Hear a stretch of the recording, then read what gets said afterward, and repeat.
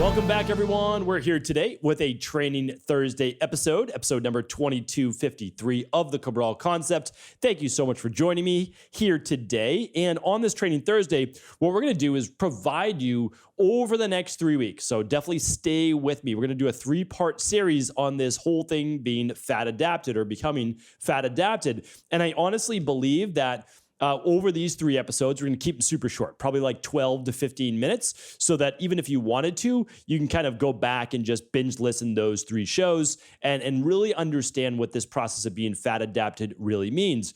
Because I believe that people are doing things right now that are not only detrimental to their overall health, but they're really short-term fixes that drive them deeper into dysfunction. So a short-term fix that's driving you deeper into dysfunction means long-term consequences. And that typically means a broken metabolism. That's the exact opposite thing if you want of becoming fat adapted, because a lot of people are becoming fat adapted or trying to become fat adapted for 2 reasons. The 2 reasons are this. 1, they want the cognitive abilities of not having brain fog and not having the highs and lows of energy that affects both the body and brain, because we know the brain, this small little organ, believe it or not, I mean, it's only a couple pounds, consumes a massive amount of energy that is disproportionate to other organs in the body. So we know the brain requires a lot of energy, and there's, again, a lot of misnomers around the brain that because it requires all this energy, we say, well, it's made of fat, so it must require fat as fuel. Well, that's, again, it's incorrect. It makes sense on paper, like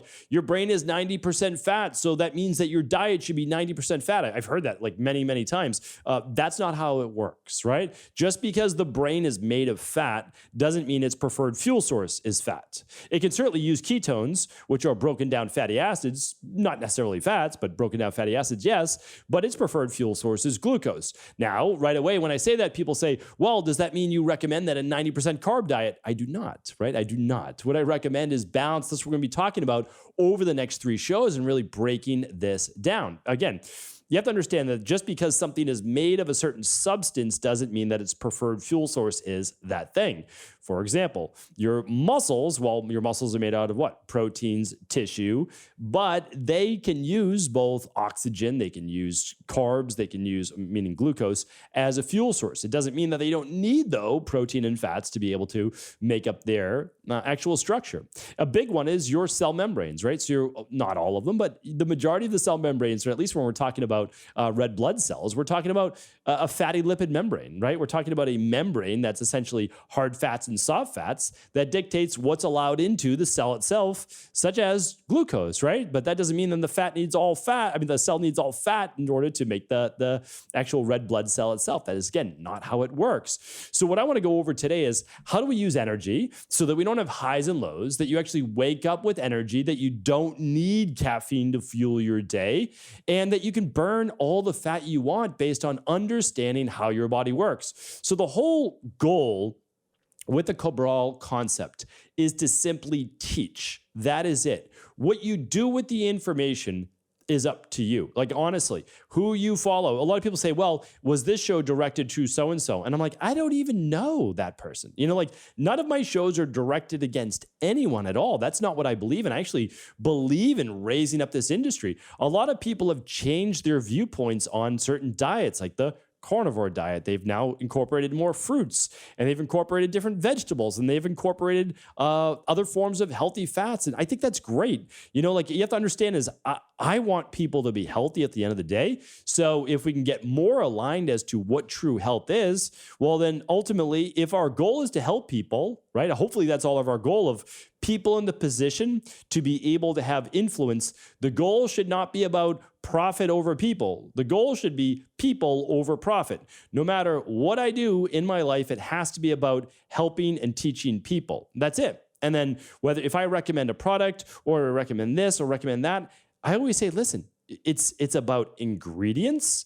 It's about trusting a lab company. It's about just understanding what the thing does, and then you can work with your local naturopathic doctor, your local personal trainer, nutritionist, integrative health practitioner, whoever you want. But if you don't know how your body works and how your metabolism works and how your health works, well, then you're always going to fall victim to the next fad diet, the next fad supplement, the next fad marketing lab, because a lot of these labs coming out right now have nothing to do with health, but everything to do with selling your data. That's honestly, and I hate to say that, but that's the truth. Whenever, Silicon Valley figures out like, oh, people like this, why don't we start doing this? Oh, 23andMe not just, a couple of years ago sold a huge pharmaceutical company. Why? Well, they weren't making any money. They were bringing in a lot of revenue, but they had all of your information.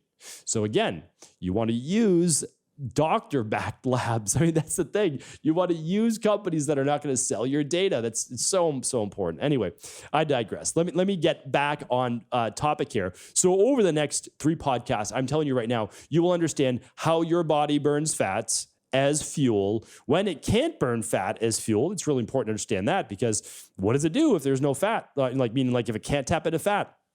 And then we'll culminate with this whole becoming fat adapted myth. And really, it's not that people are trying to, I don't think they're trying to, I think a lot of people are confused, just to be honest with you.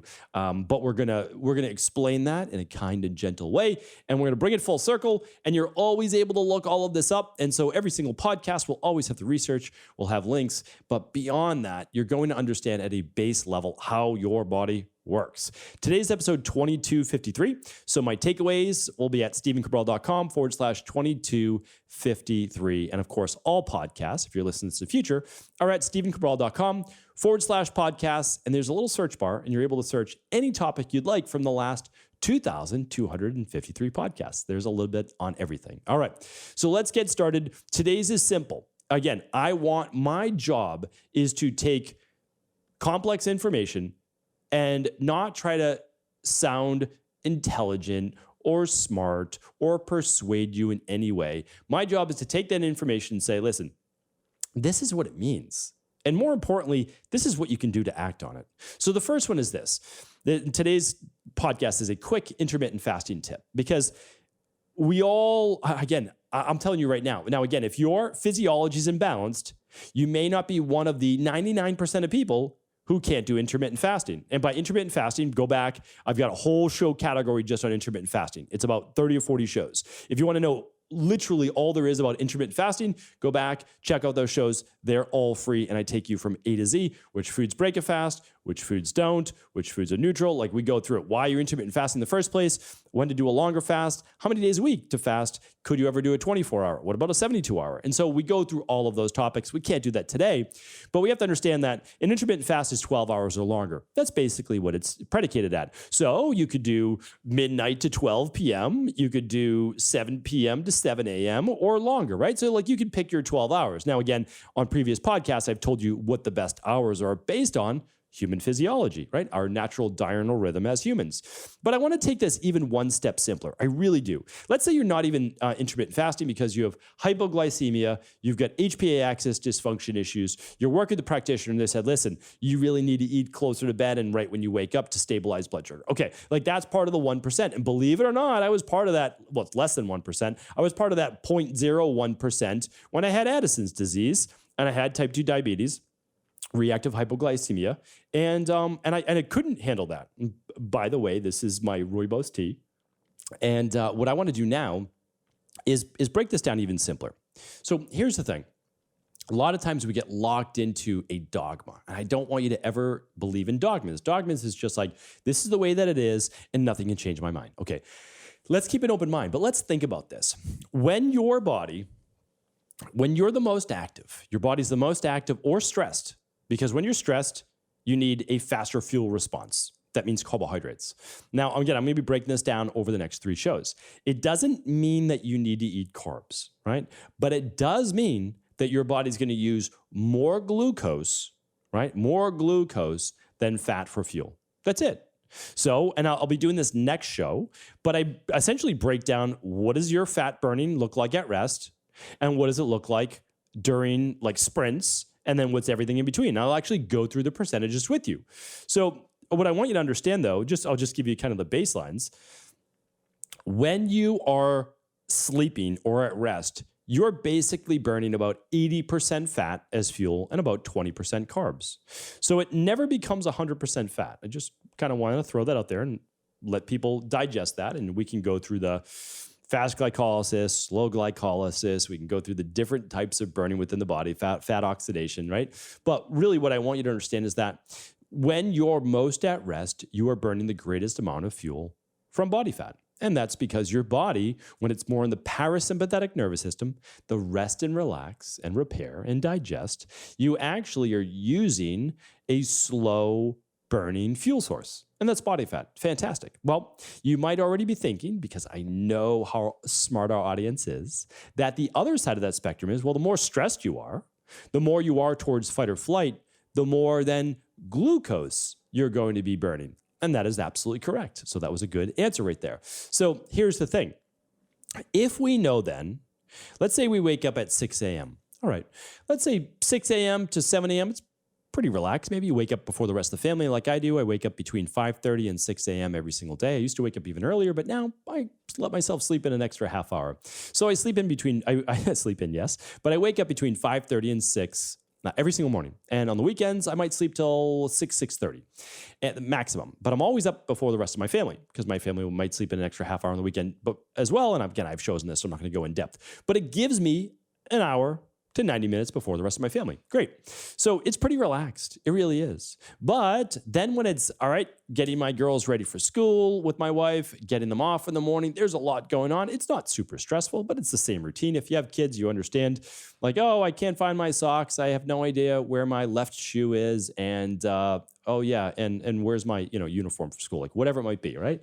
So that's the thing. That's when we start to really need to then rev, right? We're revving up a little bit more. Okay, there's more stress than we might be. Maybe you're commuting to work. You got a busy meeting. Your body, whether you like it or not, right? You don't necessarily get to choose unless you can keep it in that parasympathetic nervous system and stay relaxed, right? If you're meditating in the morning, you're relaxed. But if you're working out, if you're doing whatever, well, you're more sympathetic nervous system. Now, again, you can play with this, and I've talked about this in other shows, but there's no doubt about it. You're moving from more predominantly fat burning to less, right? So if we think about it, if we're burning the most fuel during the day when we're the most stressed, and we're going to be using a higher than, not the highest, but a higher proportion of glucose, which just means carbohydrates. That's the carbohydrates get broken down into glucose. And they can be stored in the liver as glycogen. But then again, when you need fast fuel, what does your body do? Well, your blood won't, it maintains homeostasis. So it's not going to drop too low, right? So once you start to get around 72 at the lowest, right? 70, your body's going to say, uh-oh, we're going to produce cortisol. Cortisol is a glucocorticoid. Yes, it's a stress hormone, but even if you're not stressed, it will be produced if your body fat drops too low. And that's because it simply is one of the signals to break down more glycogen in the liver that's been stored there, and then bring it into the bloodstream to bring your blood sugar levels back up to normal, to use as that predominantly for that predominant fuel source at the moment. So that's normal. Again, that's how the body's supposed to work. It's always worked that way, and it works great that way. So then you have the fuel, you don't get hypoglycemic, which is, sometimes more anger, irritability, lightheadedness, a little shaky. You may have felt it before. So that's a good thing. That's not a bad thing. But if we start to think about that, again, I want to think about this, right? And then a lot of people, though, are skipping breakfast. You might say, well, that's the time that your body's looking for fuel. And if you don't give it fuel and you ask it to run on its own reserves, well, what does it do? Well, again, you can't say I'm only going to run off fat because I'm going to be fat adapted. No, because we know now as we move more towards the fight or flight, we naturally are going to burn more glucose. Nothing wrong with that, okay? That's just how the human body works. That is, you can't switch that off, right? That is how the body works. And if the body doesn't work that way, it becomes very dysfunctional, and we end up sometimes with things like type 2 diabetes and dysautonomia, and I've done shows on those as well. So now, though, we start to move through the day. We're moving towards the end of the day. The body's becoming more relaxed. We're getting more into the parasympathetic. The sun's starting to set. All the things that are, again, supposed to happen naturally. Our cortisol levels begin to lower, and eventually melatonin will begin to increase. But then, at the end of the day, people are having their largest meal of the day. Well, now we start to move to the largest amount of fat burning towards the end of the day. And we have less of the need to burn glucose. Yet, many people's biggest meal of the day And that has all the food in it, right? Is a lot of times at dinner. So the issue, though, is we've just added more stress earlier in the day to the body just through natural work and movement and, taking care of everything that we need to for the day. But we've told the body that we're not going to give you any fuel then. We're going to use it. We're going to give you that fuel the second half of the day when you're already in more of a relaxed state. And then we are going to do what? Not have to use that fuel as much. We're just going to then repair all the tissue that we basically broke down and restore those glycogen stores. And so there's a couple of different ways of looking at this. You might say, well, when you're more relaxed, that's when it's a better time to eat. And I don't necessarily disagree with that. The problem is you're putting your body through quite a bit of stress by not fueling it when you're most stressed during the day, because those carbohydrates are one of the only things that actually helps to cut cortisol, cut stress levels, increase serotonin, increase GABA. These are all very important things for our nervous system if we don't literally want to burn out. So my goal for you is to simply think about this. It's just something to think about. You don't have to accept it. Again, these are concepts that I want to share that I hope with just a little bit of contemplation, not just even 10 minutes, but thinking about it over the course of a week or a couple weeks. Would it make more sense to take in the same amount of total calories you're taking in anyways? Let's just say it's 1,800 calories for the day. May it make more sense to take in, 400 to 600 at breakfast, 600 to 700 or so at lunch, 600 or so at dinner? You're eating the same amount of carbohydrates. You're still allowing 4 to 6 hours between meals for your blood sugar to stabilize, become normal. You're still going to get anywhere between 12-hour and 16-hour fast overnight by stopping dinner at 6 o'clock and maybe not having dinner until 8 a.m. the next morning, which a lot of our clients do. That's 14 hours of solid intermittent fasting. And you give your body then the fuel in the morning in order to be able to keep up with demands. And there's no less fat burning. There's no less fat burning. And I think that's where a lot of the confusion comes from. So I'm going to actually be doing the 2 follow-up shows based on this. But you're taking the same amount of total calories per day. What you're doing is you're spacing those over 3 meals. You're cutting the stress response by actually giving your body some fuel. And you're using carbohydrates earlier in the day when your body has the most need for them rather than at night. Sure, those carbohydrates at night will restore and refill glycogen reserves, but why not use some of them when they're being asked to be used during the day instead of the stress-based process of stressing your body even more by saying we need to sound the alarm, produce more cortisol because we have low blood sugar levels. Now we're going to break down liver glycogen, and then we are going to raise blood sugar levels. Why not cut that off of the pass with a slow release of carbs at breakfast and lunch? And then at dinner, you can actually start to decrease your carbohydrate load since you're not going to be burning that many calories total, meaning over the course of a night. You'll just be burning your normal resting metabolic rate because you're at rest. So when your body needs more fuel, we give the body a little bit more fuel. This leads to a happier mind and a happier body because the mind is connected to the nervous system, and the nervous system is what innervates the body. So I just wanted to give you this quick tip today. You don't need to follow it. I just wanted to give you something to think about. If your goal is body transformation, you'll transform your body in just the same way, doing an easy 6 at night to 8 a.m. intermittent fast. You could even go 6 to 10 if you wanted to, as long as you're not very stressed for those first few hours of the day, so you don't drive down your thyroid metabolism as well. Again, I've talked about this before. You can easily test these things with something called the stress hormone mood and metabolism lab right at home. But my goal for you is to understand that skipping breakfast may be the wrong decision and is most likely the wrong decision for many people. Skipping dinner would be far more advantageous than you're going to be going to bed in a few hours anyways. So if we're looking at improving overall deep sleep, being able to repair better, well, we don't have food then being digested in our stomach at night. It's much more advantageous, especially for people with brain fog and low energy and low mood, if they get some food in their body, the right types of food, of course, for them in order to be able to fuel the body and the nervous system. Again, if you have blood sugar dysregularity, if you have hormone dysregularity, you do have to fix that first. So I'm not saying that. I'm saying that eventually we need to get to this place where when our body needs fuel, we give it fuel. And when it doesn't need as much fuel, we don't give it as much fuel, and we allow it then to tap into more body fat reserves. We're going to keep it at that for today's show. And next week, for sure, I will be back and I'll be really going over what percentage you burn at what throughout the day, so that we just build on top of this topic. Because as you start to learn more and we start to just peel back the onion piece by piece, you'll start to see how all of this comes together. And then, of course, you can make the right decision for you, your family as well. So hopefully this was helpful. Always feel free to leave a comment. I'm happy to get back to you. I love the engagement with our community.